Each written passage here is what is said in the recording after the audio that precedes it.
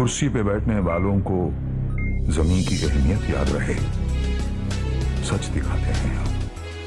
सच का सामना में आपका एक बार फिर स्वागत है। किले के रहवासियों के साथ पीछे मीटिंग हुई थी और हमारा ये तय हुआ था कि कमिश्नर, पुलिस डिपार्टमेंट और कलेक्टर यहाँ पर हम निवेदन देंगे। कलेक्टर को हमारे कुछ लोगों ने नासिक जाकर निवेदन दे दिया है। आज जो है लोक आयुक्त में आसिफ शेख साहब मुंबई में हैं। लोक आयुक्त में आज हमारी जो डिमांड है वो लोक आयुक्त में भी आज दाखिल हो जाने वाली है। कमिश्नर के पास आज हम मिले और उनसे एक ही बात किए कि जिस तरीके से इस शहर में फ़िरका परस्त बिला वजह टारगेट करके लोगों को तकलीफ़ देने का काम कर रहे हैं, तो वो ना हो, हमारे साथ बैठकर बातचीत की जाए। और हमने 3 डिमांड हमारी दी है कि अगर किले का सुशोभीकरण करना ही मकसद है तो किले के अंदर का भी सुशोभीकरण हो और किले का बाहर का भी सुशोभीकरण हो। किले की खूबसूरती बढ़े, इससे हमारा इनकार नहीं है। अगर वो खूबसूरती बढ़ाने के लिए वहीं पर जो लोग बसे हुए हैं आसपास, उनका सर्वे कर लिया जाए और वो सर्वे करने के बाद उनको वहीं कोई कॉलोनी बना के दे दी जाए और किले की भी खूबसूरती हो जाए और रहने वालों को भी अपना घर मिल जाए, तो ये सबसे अच्छी बात है। क्योंकि मालेगांव शहर जो पुराने लोग बसे हैं वो संगमेश्वर और किले से ही बसे हैं। ये इतने पुराने हैं कि ये मूल निवासी अगर बोला जाए कि मालेगांव के मूल निवासी कोई है तो वो किले के लोग हैं, तो जिनकी तारीख आज़ादी के वक्त से जुड़ी है। ये कोई ऐसा वैसा अतिक्रमण नहीं है, कोई 10-20 साल में कोई आया और कोई ओपन स्पेस पे बस गया, ऐसा नहीं है। आज़ादी के वक्त से जिनकी तारीख इस शहर से जुड़ी है, जो लोग यहाँ रह रहे हैं, ये सब वो लोग हैं।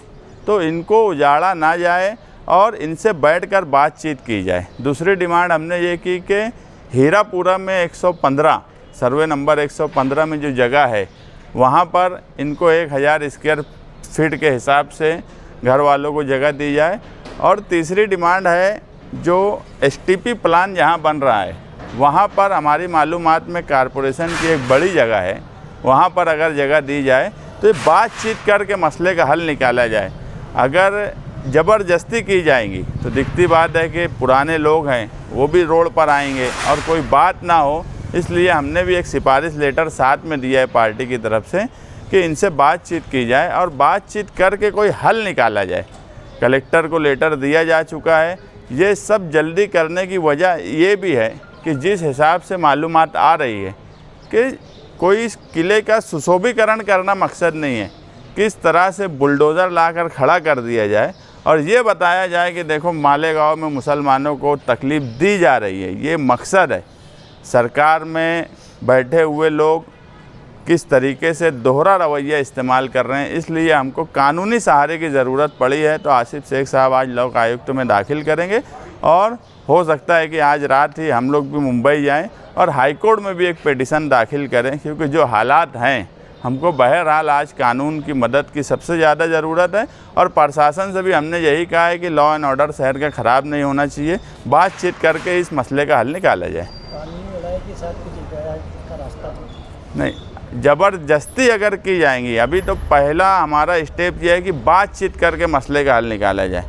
एक बात हमने बिल्कुल तय कर ली है कि 11,000 कॉलोनी में एक भी रहने वाला नहीं जाएगा। अगर इस मामले में कोई जोर ज़बरदस्ती हुई तो फिर हमारे पास तहरीक के अलावा कोई रास्ता नहीं रहेगा। ज़बरदस्ती की गई तो तहरीक चलाएंगे, बाकी कानून का सहारा भी लेंगे। और हमारा तो यानी आपके ज़रिए भी सारी सरकार और डिपार्टमेंट से यही गुजारिश है कि बातचीत करके इस मसले का हल निकाला जाए। अगर आज़ादी से पहले की है तो 1947 में करारदाद मंजूर की गई थी, जो जहाँ पर बसा है तो वहाँ का जो है उसको मालिक बना दिया गया।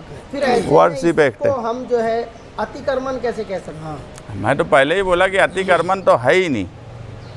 कानूनी तौर पे इनके पास सारे कागजात हैं, सब कुछ है, लेकिन एक बात आई है कि किले का सुशोभीकरण करना है। हम उसकी खूबसूरती बढ़ाने में हमारा कोई एतराज़ भी नहीं है, हम कोई जिद करके नहीं बैठे हैं, एतराज़ नहीं है। मगर सुशोभीकरण के नाम पर जानबूझकर एक कौम के, एक मजहब के लोगों को तकलीफ़ देना मकसद है। नहीं तो यही किले में फिरका परस्त आरएसएस अपना कब्जा करके बैठी है, जिसका आज़ादी की लड़ाई से कोई लेना देना नहीं। वो मालेगांव का किला, जिसको आमतौर पर किला बोले तो एक निशानी मानी जाती है शहर की, उस पर आरएसएस के लोग का कब्जा है, उनकी शाखाएं चलती है, तो उस पर कोई एतराज़ नहीं। वहाँ स्कूलें चलती है, वो सुशोभीकरण पे कोई एतराज़ नहीं। जो मंजूरी ली गई है उससे ज़्यादा का वहाँ पर इंफ्रास्ट्रक्चर बनाया गया है, इस पर कोई एतराज़ नहीं। तो ये सुशोभीकरण के नाम पे तकलीफ़ देने का मकसद है, इसलिए हमारा ये डिमांड है कि बैठ के बातचीत की जाए। लोग गए थे 2022 में, जब से मैटर चल रहा, कलेक्टर साहब के इधर कई बार मीटिंग हुई, महानगर पालिका के भी आयुक्त रहे, पुलिस डिपार्टमेंट रहा, अभी इनको कोई नोटिस वगैरह नहीं आई। मगर पेपर में और सोशल मीडिया पे और कुछ लोगों के बयान, माहौल जिस तरीके का हो गया है जातिवाद का, तो कुछ न कुछ बातें ऐसे होती रहती। हमारा इसमें डिमांड ये है कि जो लोक आयुक्त और कलेक्टर के यहाँ जो मीटिंग हुई उसकी प्रोसीडिंग भी आपके पास है, इन लोगों के भी पास है, कलेक्टर ऑफिस में भी है। तो हम सिर्फ ये चाहते कि इन लोगों को, अगर किले की खूबसूरती की बात बोली जा रही, सुशोभीकरण की, अगर सुशोभीकरण में इनकी कोई तकलीफ आती है तो आप इनका सर्वे कर लो वो जगह पे, और इनको वहीं पे कॉलोनी बना के दे दो कि इनका घर भी रह जाए और किले की सुशोभीकरण भी हो जाए।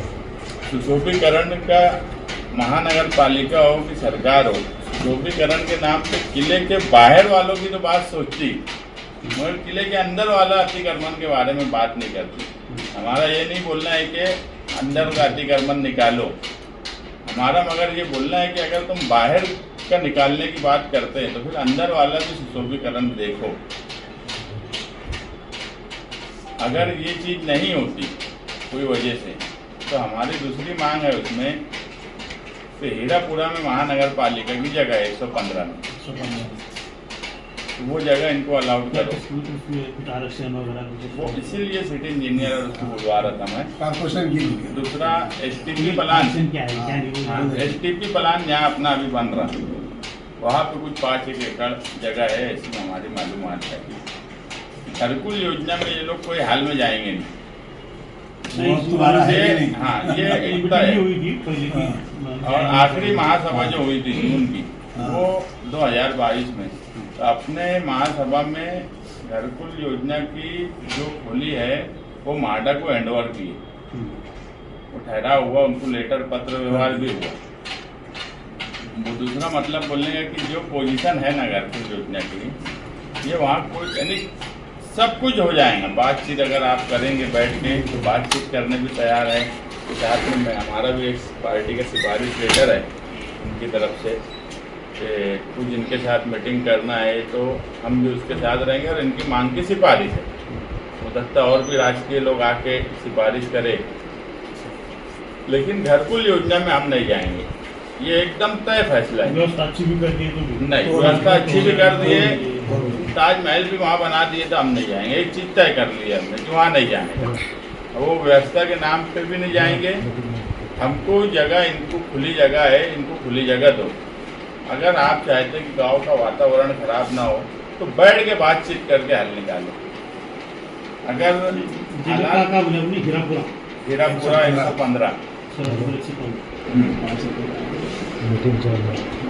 दूसरी जगह एसटीपी प्लान अपना बन रहा मालदा, हाँ एसटीपी प्लान के बाजू से यानी पास में, वहाँ पे 5 एकड़ जगह है। और नहीं, ये 2 जगह हमने सुझाए। हाँ, इसके अलावा अगर आपके उसमें कुछ होंगी, इसीलिए मैं बोला सिटी इंजीनियर आ जाते। इंजीनियर तो नहीं बता पाएंगे, ये नगर बताएंगे, नजीर वगैरह वो उनको बोला ही वैसा, तो उनसे बैठ के बातचीत करते हैं। वो भी कुछ रहेगा चांस भी बदल के भी, हाँ ये कर लेंगे साहब। अपने कारपोरेशन की जगह देखो 2 जगह है, उसके अलावा इससे अच्छे और इतने सीधे डिमांड नहीं आए। हम खुद ही तैयार है कि भाई जगह दो। और इससे पहले अपन ने लिए गोल्डन नगर हमारे इधर आगर रोड के इधर के लोगों को गोल्डन नगर वो दिए, जाफर नगर की जगह दी, पहले कोई पहला प्रस्ताव नहीं है। अब ये जो है ऐसा नहीं है कि तो कोई 10-20 साल में बसे लोग हैं, ये आज़ाद देश आज़ाद हुआ उससे भी ज़्यादा उससे पहले से। हिंदुस्तान आजाद हुआ सर, यहाँ पे पहले बुद्ध समाज के लोग रहते थे, वो धीरे धीरे खाली करके गए, फिर उसके बाद हमारे लोग रहने शुरू दिल्ली में। पहले आज़ादी के बाद वही लोग रहते थे सर। यहाँ पे दलित समाज के लोग शुरुआत कब से? आज़ादी के बाद से बहुत मालेगांव की पहली झोपड़पट्टी है सर, ये पहली झोपड़पट्टी। मालेगांव जो बसा ना संगमेश्वर और किला, यहाँ से तो मालेगांव बसा, संगमेश्वर और किले से।